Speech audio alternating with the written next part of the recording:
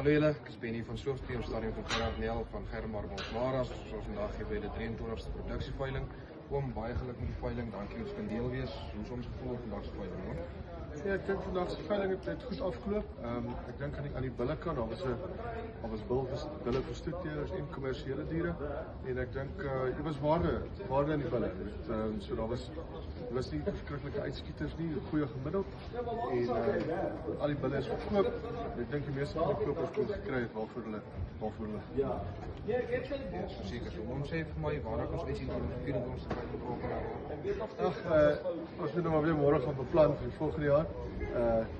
Veiling is weer selfde tyd, dis gewoonlik die 3de Woensdag in September. Het gaan heel waarskynlik weer wees. Ons is weer besig om bulle voor te berei. So ons kyk weer na 40 bulle. Ons gaan dalk 'n bietjie meer vroulike diere bring. Ons gaan dalk kyk of ons dalk so raak kan vroulike diere, kombinasie van stoetdiere en kommersiële diere.